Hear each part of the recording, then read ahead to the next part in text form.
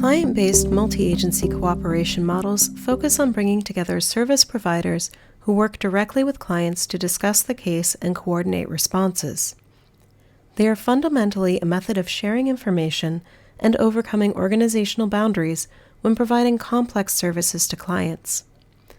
This form of collaboration can be applied to any stage of the domestic violence service system, such as case conferencing for providing victim support services. A major benefit of this form of cooperation is that it can be implemented immediately, as it relies on the interactions of direct service providers and not necessarily institutional assessments. A clear negative is that case-based approaches tend to be reactive, responding to problems as opposed to anticipating them. As a result, these approaches do not address system-wide or institutional barriers that can hinder cooperation. Further limitations can arise based on how client-based cooperation is carried out, such as whether important service providers are included. Another issue regards how frequently interactions take place. Too often can be time-consuming for staff, while interactions that are too infrequent adversely affect response times.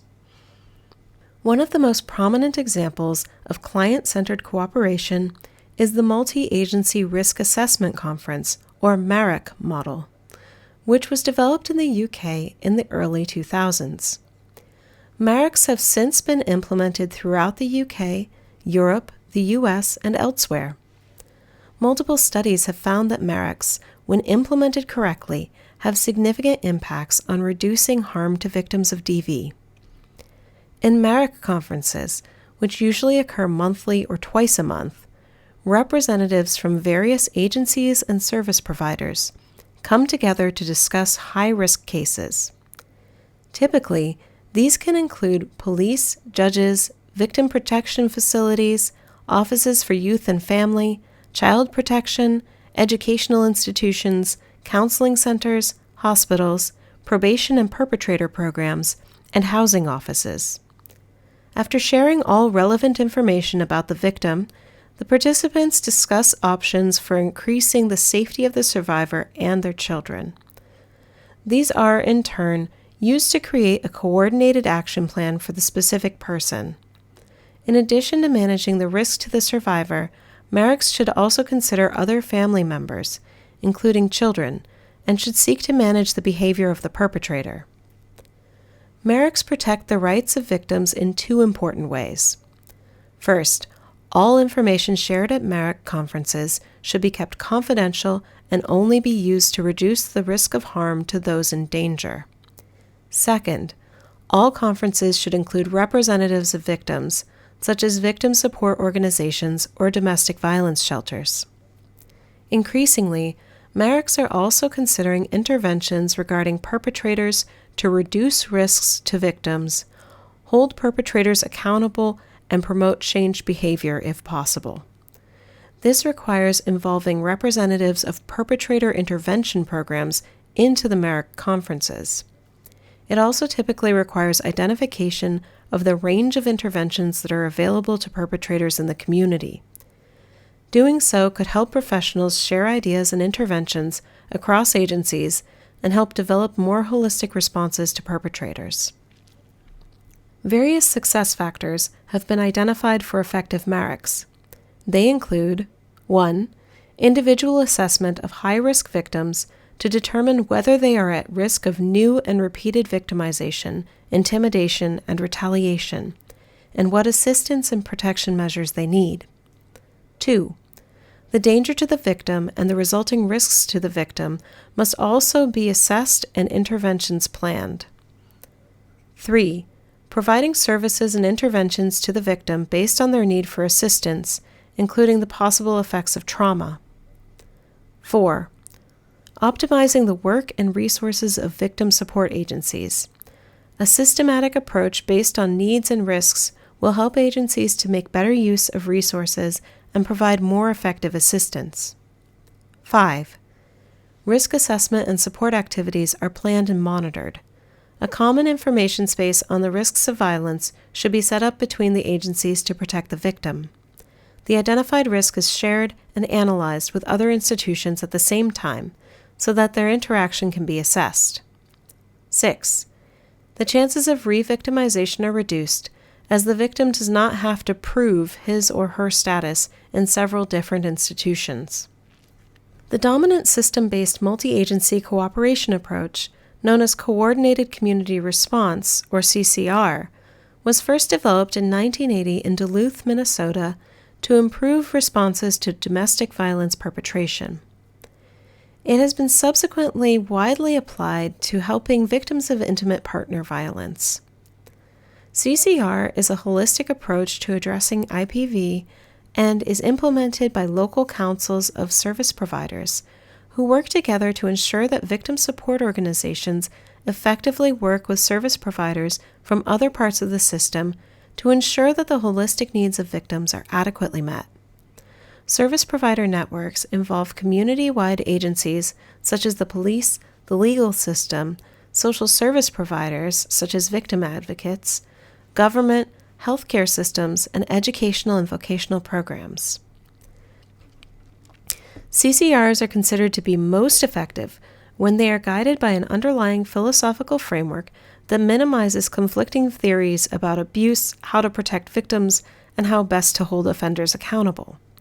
This may require participants to examine and debate assumptions that they hold regarding abusers and victims.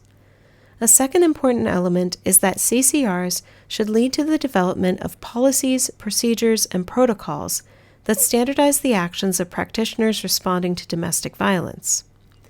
These should be aligned to reduce contradictions and fill in the gaps in policies between different agencies, identified via a system-wide map that charts out the roles, possible intervention actions, and procedures of each actor in the system.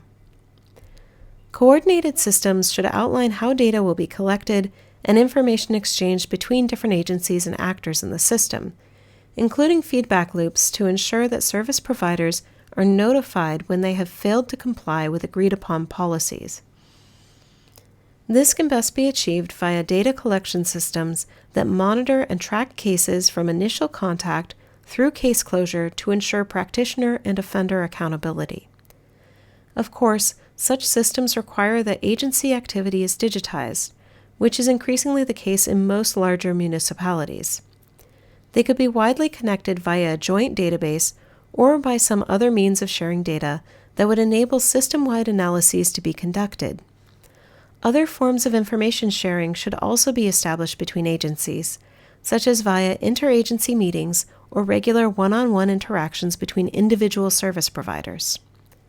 Effective CCRs should also ensure that victims and other at-risk family members receive the resources and services needed to protect them from further abuse. This potentially includes a wide range of services, like emergency housing, legal assistance, access to job training and other financial resources, substance abuse treatment, counseling, and other psychosocial support. Within well-functioning CCRs, alongside survivors' safety, there should be a focus on perpetrators' accountability. All interventions need to clearly lay the responsibility for violence on the perpetrator. During CCRs, all possible interventions to keep perpetrators accountable are discussed, such as criminal sanctions, protection measures, referral to perpetrator programs, etc., as well as implementation of those measures. In cases of violence against older women, the implementation of some measures can be challenging, so CCRs have a very important role in this context. A final component of effective CCRs is the presence of ongoing training and evaluation to ensure that the system continues to meet the needs of victims and the community. Training should focus on ensuring that all participants understand the goals of the CCR, are aware of new policies, and have up-to-date skills. Regular monitoring and evaluation of the system should be done to assess the effectiveness of policies and procedures in protecting women and reducing abusive behaviors. The Multi-Agency Responses to Violence Against Older Women, or MARVO model, links system-wide CCR models with client-focused MARIC conferences in such a way that they reinforce and improve upon each other. At the same time, they incorporate considerations of the specific issues that arise in cases of elder abuse. Individual case conferencing involves all relevant frontline workers from the region. They should represent the various elements, including criminal justice, perpetrator interventions, domestic violence support providers, and senior support services.